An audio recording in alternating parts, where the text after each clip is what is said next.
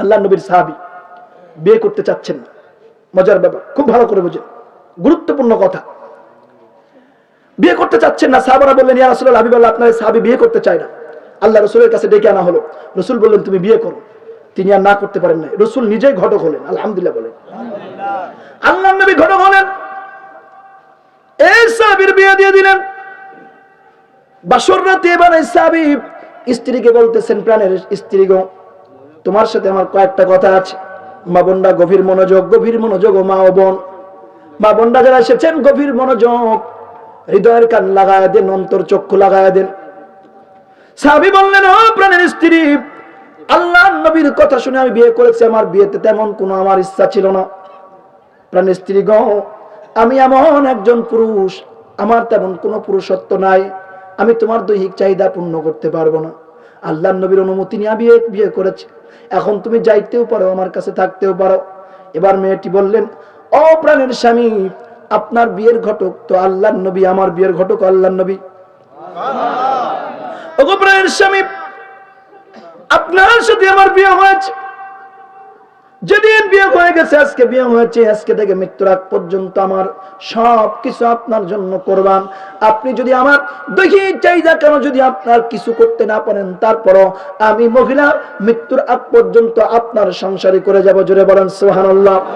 এবার স্বামী চোখে পানি ছেড়ে দিয়ে কান্না শুরু করছে। মহিলারা বলল, প্রাণের স্বামী, টেনশন করা লাগবে না, আমি কিছু পদ্ধতি অবলম্বন করব। কয়েকদিন পর পর আমি ফরজ গোসল করব, আপনিও করবেন। ফরজ গোসল তারা করা শুরু করলেন। দৈহিক কোনো সম্পর্ক হয় না। ভাই আমার, ফরজ গোসল করে কাপড়গুলো বাইরে শুকাতে দেন, যেদিক থেকে সাহাবারা হেঁটে যায় মসজিদে নববীর দিকে। আল্লাহর নবীর সাহাবী সেই কাজ করা শুরু করলেন। মহিলা সাহাবী পোশাকগুলো বাইরে শুকাতে দেয়।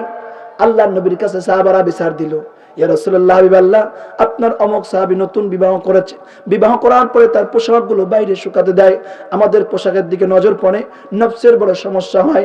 এজন্য মাসলা অনুযায়ী প্রত্যেকটা নারীর দায়িত্ব হলো তার পোশাকগুলো গোপন জায়গায় শুকাতে দেওয়া, কোনো পরপুরুষ বেগানা পুরুষের নজর যেন না যায়। কারণ পুরুষ মানুষের নজর ওইভাবে আল্লাহ তৈরি করেছেন, নফস দিয়েছেন, পোশাকের দিকে তাকালেই তার নফসের সমস্যা হয়। কথা বলেন ঠিক কিনা?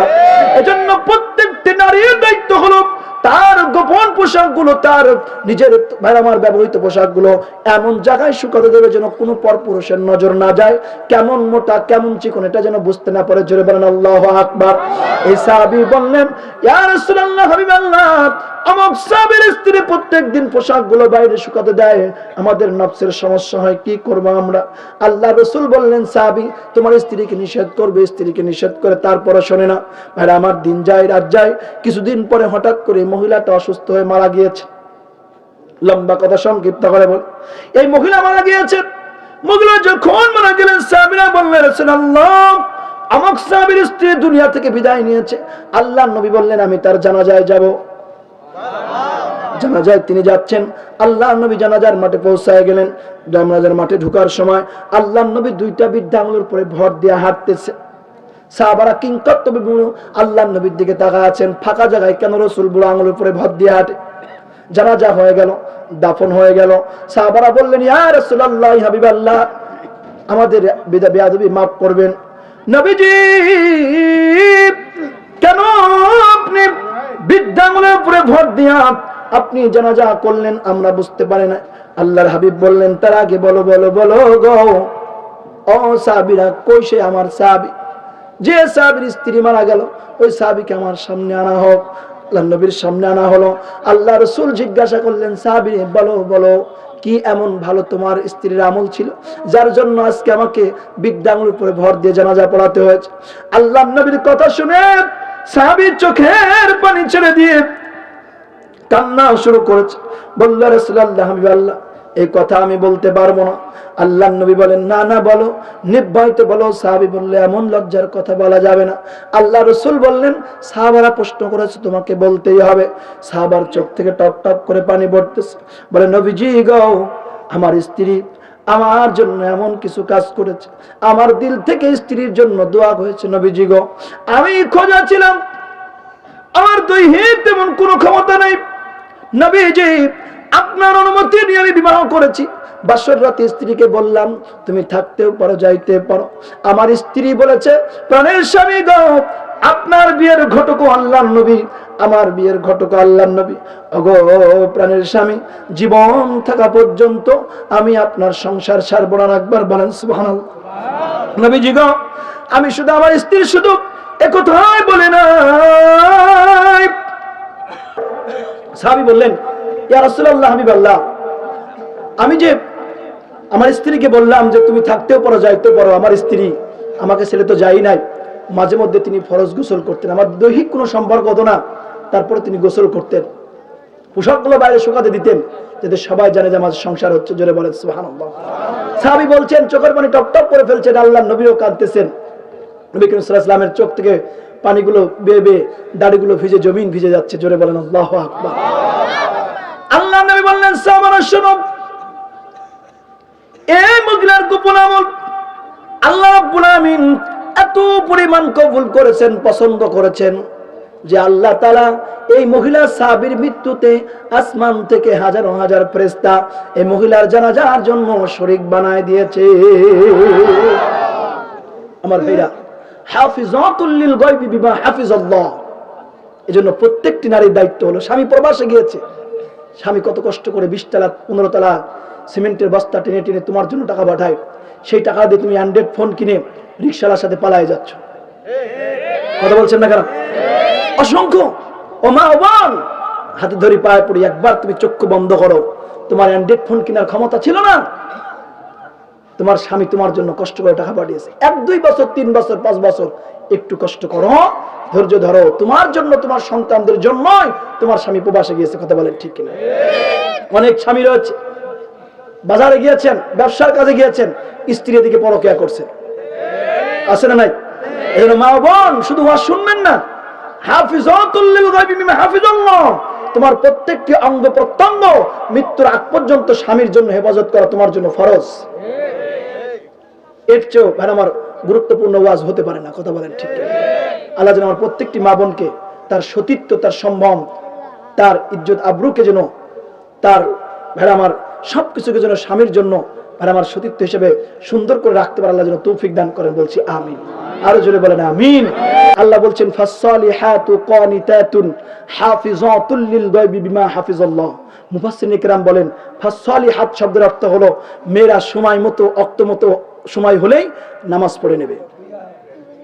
কে বলছেন? সূরা নিসা 5 নম্বর পারা 2 নম্বর পৃষ্ঠা 13 নম্বর লাইন। ফাসসালিহাতু, এই সালিহাত শব্দ দ্বারা মুফাসসিরিন বলছেন যে মেয়েদের যখন সময় মতো সুযোগ পেলেই তারা ইবাদতে লিপ্ত হবে। আর আমার দেখবেন মা বোনরা স্বামীর জন্য খেদমত তো দূরের কথা, স্বামীর ডায়াবেটিস, সকালবেলা 2টা রুটি বানাতে হয়, রুটিতে ডলা দেয় আর বলে ও মরে না কে, ও মরে না কে। কথা বলছেন না কেন? কথা বলছেন না? আছে না নাই? আছে না নাই?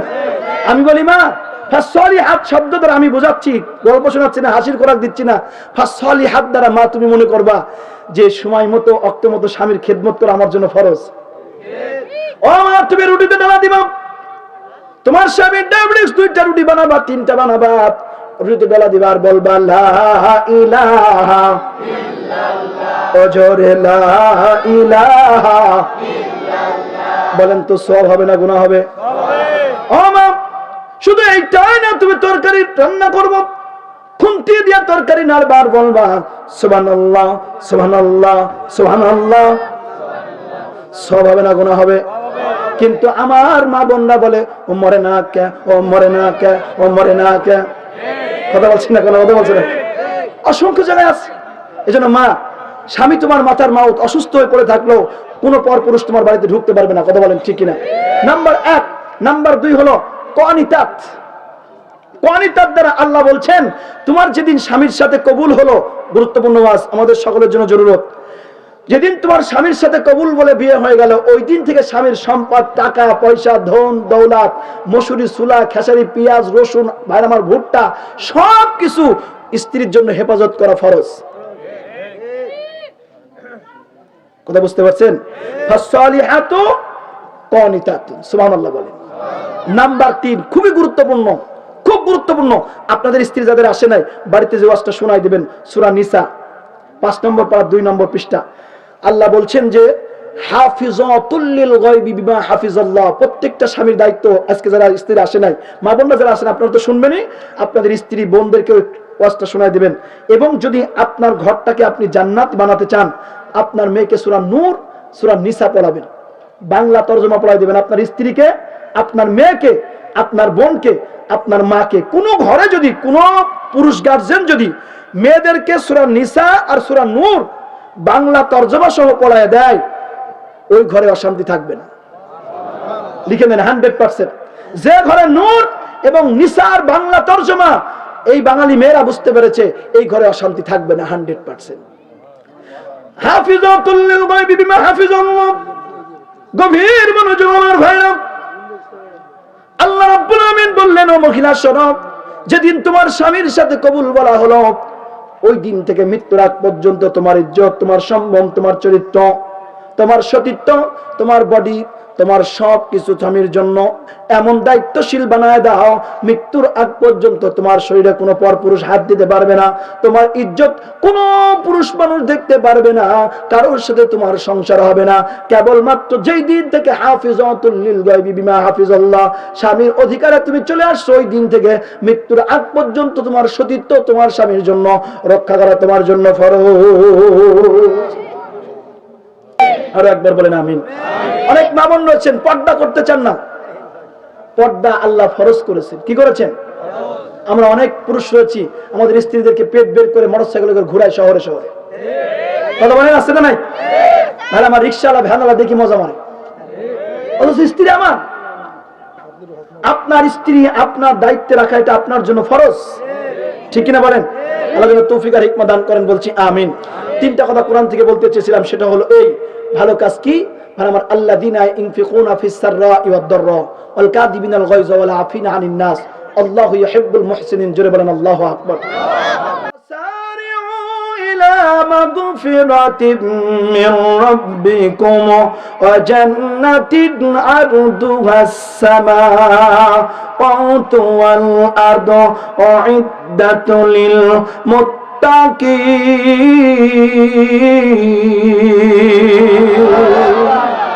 অসারিও, আর তোমরা দৌড়াও, ইলা মানের দিকে, মাগফিরা ক্ষমা, রাব্বিকুম কুম কুন্নাহুম হুন্না, ভাই আমার মাগফিরাতিন মির রাব্বিকুম জান্নাতিন আরদুহাস সামাওয়াতু ওয়াল আরদ, আল্লাহর ক্ষমা এবং ওই জান্নাতের দিকে যার প্রশস্ততা আসমান থেকে জমিন পর্যন্ত।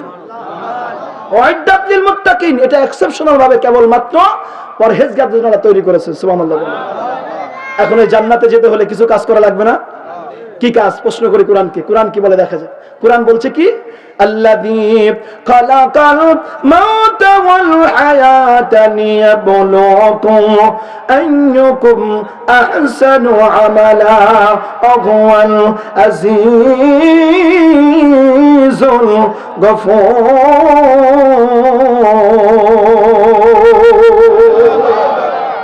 29 নম্বর পারা, 1 নম্বর সূরা, 1 নম্বর রুকু, 2 নম্বর আয়াত, সূরার নাম মুলুক। আল্লাহ বলছেন আল্লাযী খালাকাল মাউতা, আমি তোমাদের সৃষ্টি করলাম, মৃত্যু দিলাম, হায়াতা জীবন দিলাম। কেন সৃষ্টি করলাম, মৃত্যু দিলাম, আবার জীবনও দিলাম? কেন? লিয়াবলুয়াকুম, আমি তোমাদের পরীক্ষা নেব। কি নেবে? পরীক্ষা। কি পরীক্ষা?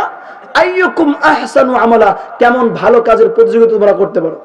কিন্তু আমাদের কাজ তো শুধু খারাপ কাজের, কথা বলছেন না কেন?